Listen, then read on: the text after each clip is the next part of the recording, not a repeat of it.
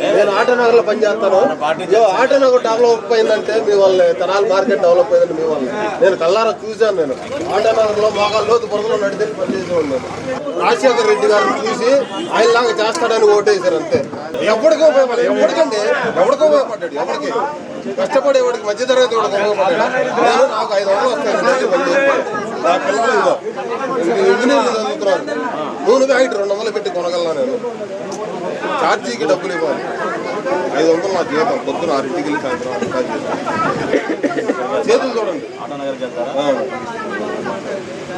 బతికించుకోలేక, సావలేక, బతకలేక మధ్య తరగతి కుటుంబం. అంబటి శ్రీనివాసరావు నా పేరు. పేటలో ఉంది నా ఒక ఇల్లు. నాకు 2 కొడుకులు, మా తమ్ముడు. అందరికి తెలుసు.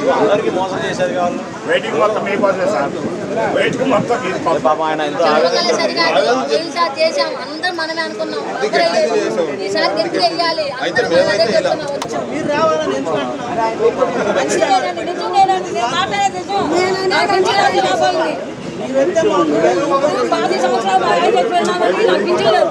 ఆయన వచ్చారనుకో నాకు పింఛన్ అవసరం లేదు.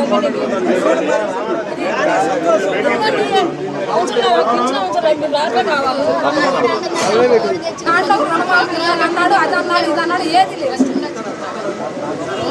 పెన్షన్ ఇచ్చే వాళ్ళకి కూడా పెన్షన్ ఆపేశాడు. పెన్షన్ ఆపాడు. ఇట్లాంటి ముసలాళ్ళు ఉన్నారు, వాళ్ళకి అది వచ్చాను కదా, అది లేదు. చెప్పే వాగ్దానం చేసావు, అది లేదు. మేము ఎట్లా నూనె ప్యాకెట్ 200 రూపాయలు చేశాడు. కంది 20 రూపాయలు చేశాడు. ఎట్లా పోతున్నాడు? ఆఫీస్ కందిపప్పు తెచ్చుకుని ఎన్ని రోజులు గడపాలి? నలుగురు బతకాలి కదా. పిల్లలు చదువుతున్నారు, పిల్లలు చదివించేదా, మేము తినేదా, వెనక వాళ్ళ ముసలాళ్ళు చూసుకునేదా? ఎట్లా బతకాలి? లేదండి,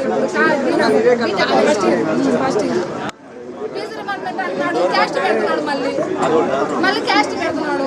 మరి ఓసీ బీసీకి ఎస్సీ ఎస్సీ రైతులు కూడా రైతు భరోసా కూడా క్యాస్ట్ పరంగా ఇస్తున్నాడు. మళ్ళీ క్యాస్ట్ అన్నాడు. మేము బీసీకి ఎస్టీకి వెళ్ళలేం కదా, ఓసీగా పుట్టి అటు వెళ్ళలేం కదా. పిల్లలు చదువుకున్నారు, మిలిటరీకి ట్రై చేస్తున్నాడు మా బాబు. రన్నింగ్ కొట్టేశాడు, అన్నీ అయిపోయినాయి. అయితే నీకు జాబ్ లేదు అన్నాడు. అస్సాం వెళ్ళొచ్చాడు. మొన్న 1 రోజు వెళ్ళాడు. 10 రోజులు ఉంచుకున్నారు. 25,000 30,000 ఖర్చు అయినాయి. ఆఖరికి మీ పెద్ద వ్యక్తి అన్నాడు, మీ ఓసీలకి లేదయ్యా, వెళ్ళిపోయి ఇంకా ఉంటే నీ డబ్బులు అయిపోతాయి. ఉంచుకొని మా బాబు వచ్చాడు. అలాంటి వాళ్ళకి ఇప్పుడు రన్నింగ్ పాస్ అయ్యాడు, అన్నిటి సెలెక్ట్ అయ్యాడు. ఏదన్నా చేసుకుంటే మేమేమవ్వాలి?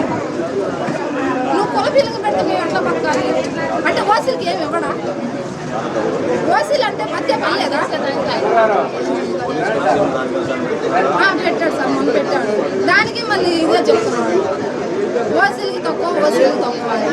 ఓసీలు తక్కువ మా తప్ప కాదు సార్. మరి అట్లా చేస్తే ప్రతి దాంట్లో అన్నిటికీ కాదు కదా. ప్రతి దానికి నువ్వు తీసుకొచ్చి ఓసీలు బీసీలు అంటే మీరు ఎట్లా? బీసీలకే బతికిస్తారా? ఓసీలు బతకాలి లేదా? మేము ఎట్లా బతకాలి మరి? ఆయన వస్తే మాకు బాధ ముందు, పిల్లలు పెంచులు బాగుంటుంది. ముందు ఇంటి కుక్కలు ఉన్నా చాలు మాకు. రెండో అతను ఎట్టయినా సరే పూలు చేసాను బతికించుకుంటాం. మాట్లాడితే ఇదే మాట, పెన్షన్ వస్తుంది. 1వ తారీఖు వచ్చింది, 2వ తారీఖు ఇస్తాం, 3వ తారీఖు ఇస్తాం. అట్లా వాయిదాలు వేసుకుంటూ వస్తాం. ఇస్తాడు, ఎప్పుడో ఇస్తాడు. కొంతమంది పెన్షన్ లేదు, రుణమాఫీ అంటాడు, డోకరాలు. మళ్ళీ ఏమో ఇప్పుడేమో ఇది కట్టమంటాడు, ఇన్సూరెన్స్ కట్టమంటాడు. డోకరాలో ఇన్సూరెన్స్ అండి, ప్రతి దానికి ఇన్సూరెన్స్ పెడుతున్నాడు. డోకరా కట్టేదా, రుణమాఫీలు వేయవు. మళ్ళీ ఇన్సూరెన్స్ ఏడ తెచ్చి కట్టాము, పూలు చేసుకుని బతకాలి మేము. ఇన్సూరెన్స్ అండి, ఇన్సూరెన్స్ లేదు. ఇప్పుడు 20 లక్షలు కూడా చేశాడు. ఇన్సూరెన్స్ పెడితే మనిషికి 20,000 అంటే ఏడ తెచ్చి కట్టిద్దామా? ఆమె హార్ట్ ప్రాబ్లం లేదండి, ముందే కట్టి సార్ హార్ట్ పేషెంట్. ఆమె ఎక్కడ తెచ్చి కట్టింది? ఆమె బాబాయ్ కూడా కొంచెం వయసు అయిపోయింది, ఆయన చేయలేడు. ఆమె ఎక్కడ తెచ్చి కట్టింది? నీకు ఇన్సూరెన్స్ కట్టమంటే పెట్టుకుంటాం. పెన్షన్ లేదు, మళ్ళీ డబ్బులు కట్టమంటారు. 15,000 డబ్బులు తీసుకెళ్ళి మళ్ళీ దాంట్లో కూడా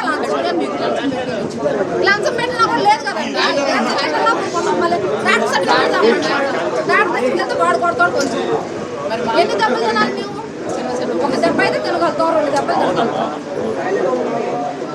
పద్దాక పూలు దాని మీద తాటే పడితే ఎంతవరకు లేసేది. పిల్లలకు చూస్తే ఆ పని చేస్తున్నాం, పెద్దవాళ్ళకి చూస్తే ఈ పని చేస్తున్నాం, ముసలాళ్ళకి చూస్తే ఈ పని చేస్తున్నాం. బీటెక్ చేస్తాం.